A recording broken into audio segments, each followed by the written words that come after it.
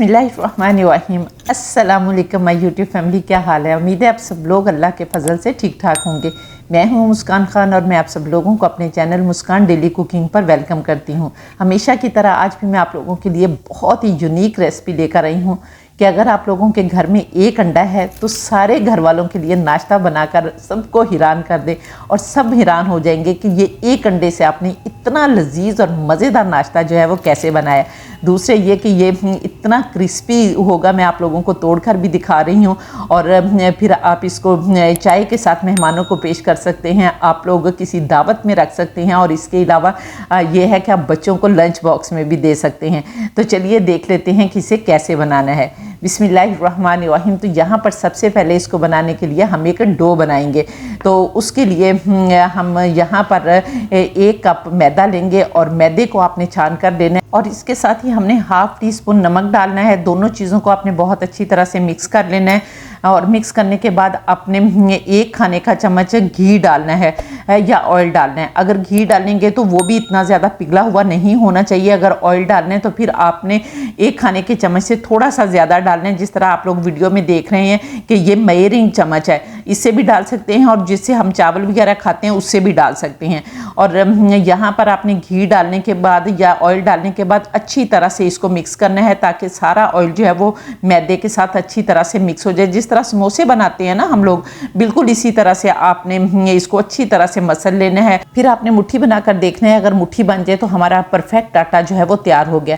अब हमने इसके अंदर थोड़ा थोड़ा पानी डालकर इसकी डो बनानी है और डो इस तरह बनानी है कि ना तो वो बहुत ज़्यादा सख्त हो और ना बहुत ज़्यादा नरम हो। लेकिन यहाँ पर अगर आप मेजरमेंट के साथ पानी डालेंगे तो आपकी डो जो है वो बहुत अच्छी बनेगी और इसमें 1/3 कप और 1 खाने का चम्मच पानी जो है वो लगेगा।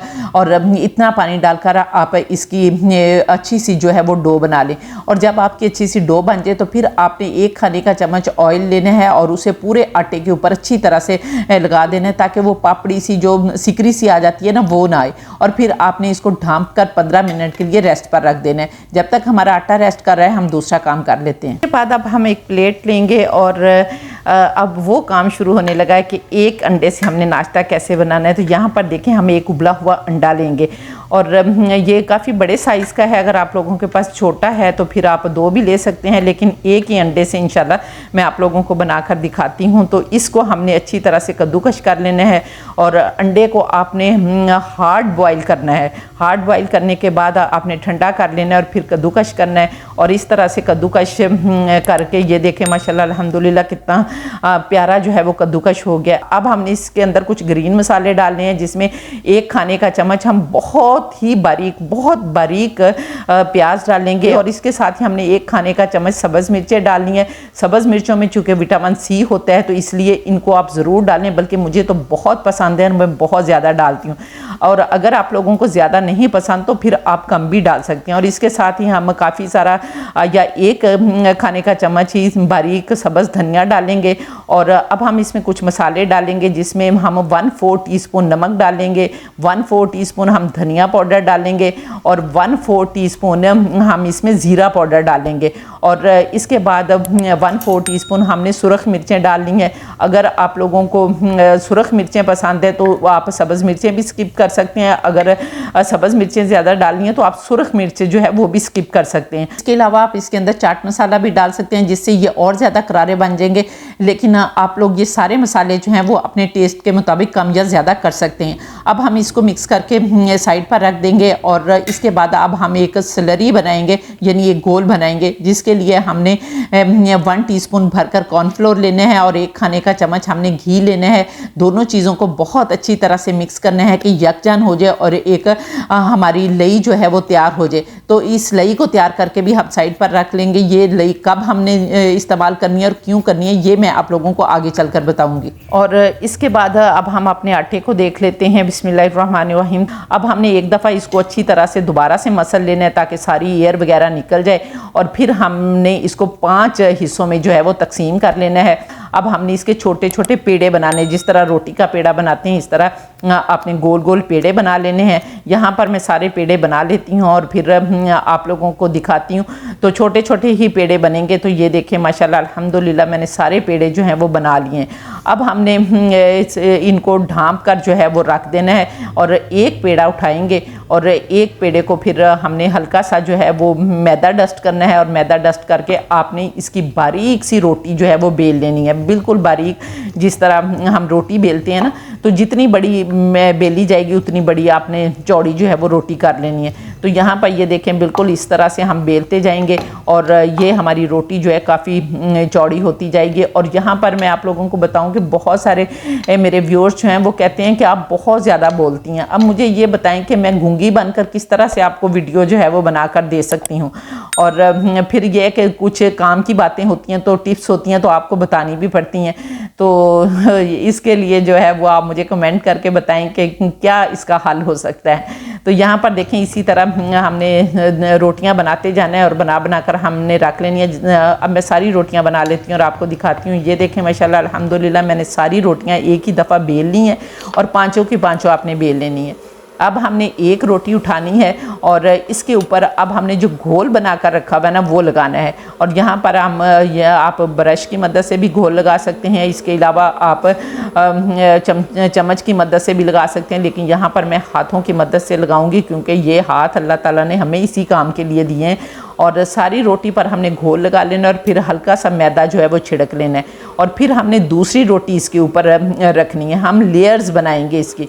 तो यहाँ पर दूसरी रोटी रखने के बाद भी इसी तरह आपने करना है कि घोल लगा लेना है ऊपर अच्छी तरह से, पूरी रोटी के किनारों तक आपने लगाना है। अच्छी तरह से लगाने के बाद फिर हमने दूसरी रोटी तीसरी रख देनी है। इसी तरह से हमने पांचों की पांचों रोटियां जो हैं वो 1 बाय 1 करके रख देनी है। और सबसे ऊपर वाली जो रोटी होगी उसके ऊपर भी हमने ये घोल जो है वो लगा देना है।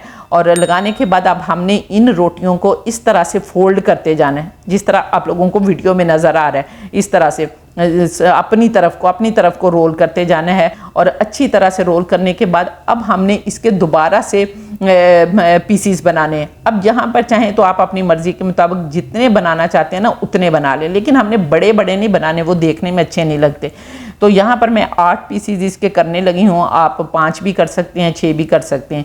तो यहाँ पर 8 पीस करने के बाद हमने अब ये देखें इनके अंदर ये लेयर्स नज़र आ रही है ना, ये जो हमने रोटियों की बनाई है और ये जो घोल था इसी ने हमारी इन लेयर्स को खोलना है और क्रिस्पी बनाना है। फिर हमने थोड़ा सा बेलने की मदद से बेल कर इनको हल्का सा और चौड़ा कर लेना है और उसी तरह आपने डस्ट करना है मैदा और बेलने से इसको चौड़ा कर लें।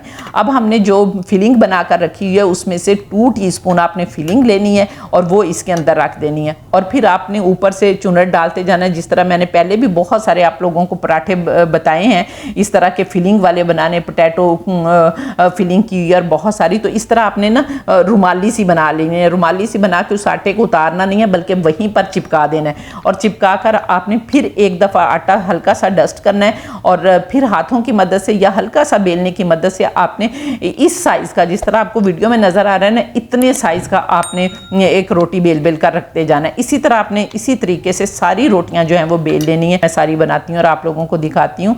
तो ये देखें माशाल्लाह अल्हम्दुलिल्लाह मैंने सारी बना ली हैं और अब हमने दोबारा से इनको कपड़े से ढांप कर रखना है क्योंकि अब हमने इनको फ्राई करना है। तो चलिए अब पहले चूल्हे पर चलते हैं और चूल्हे पर आपने एक फ्राई पैन रख देना है। इसके अंदर आपने काफ़ी सारा जो है वो ऑयल डाल लेना है। ये तो आपको पता है कि फ्राई करने के लिए कितने ऑयल की जो है वो ज़रूरत पड़ती है। तो यहाँ पर मीडियम आंच पर आपने ऑयल को गर्म करना है। जब ऑयल गर्म हो जाएगा तो फिर हमने इसके अंदर अपनी ये पराठे जो हैं, ये छोटी छोटी पूरियाँ जो है ये डाल देनी है। बिस्मिल्लाहिर्रहमानिर्रहीम। तो यहाँ पर 1 बाय 1 करके हम सारी पूरियाँ डालते जाएंगे और यहाँ पर देखें माशाल्लाह अल्हम्दुलिल्लाह आपको नज़र आ रहा है कि किस तरह से बबल्स भी निकलना शुरू हो गए। और अब हमने 2-3 मिनट के लिए एक साइड से इनको फ्राई करना है ताकि अच्छा सा कलर जो है वो एक साइड पर आ जाए।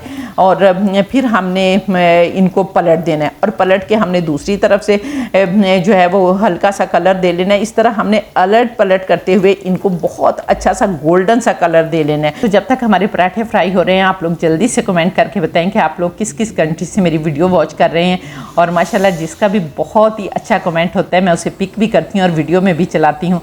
तो यहाँ पर देखें माशाल्लाह अल्हम्दुलिल्लाह हमारे जो पराठे हैं या पूरियाँ हैं या ये बन है बहुत अच्छी तरह से फ्राई हो गए। अब हम इनको निकाल लेते हैं और इसी तरह हम दूसरा बैच जो है वो डाल देंगे और इसी तरह आपने अल्ट पल्ट करके प्यारा सा गोल्डन सा कलर देना है और इसको भी निकाल लेना है। तो यहाँ पर देखें माशाल्लाह अल्हम्दुलिल्लाह अब हम इसे डिश आउट करते हैं। तो ये देखें माशाल्लाह अल्हम्दुलिल्लाह इतने क्रिस्पी इतने मज़े के हैं कि जिसको भी आप बनाकर खिलाएंगे इंशाल्लाह ताला वो आपकी तारीफ़ किए बिना नहीं रहेगा।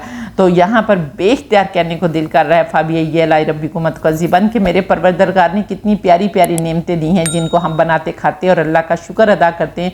तो उम्मीद है आपको मेरी ये रेसिपी पसंद आई होगी। अगर रेसिपी पसंद आई है तो जल्दी से वीडियो को लाइक करके फैमिली फ्रेंड्स के साथ शेयर कर दें और इंशाल्लाह ताला नेक्स्ट वीडियो में आपसे दोबारा मुलाकात होगी। तब तक के लिए आपने क्या करना है कि मुझे टिकटॉक पर भी आप लोगों ने फॉलो कर लेना है और इसके बाद इंशाल्लाह ताला आपके साथ दोबारा मुलाकात होगी। तब तक के लिए अपना बहुत सारा ख्याल रखिए और मुझे भी अपनी दुआओं में याद रखें और इसके साथ ही इजाज़त दें। अल्लाह हाफिज़।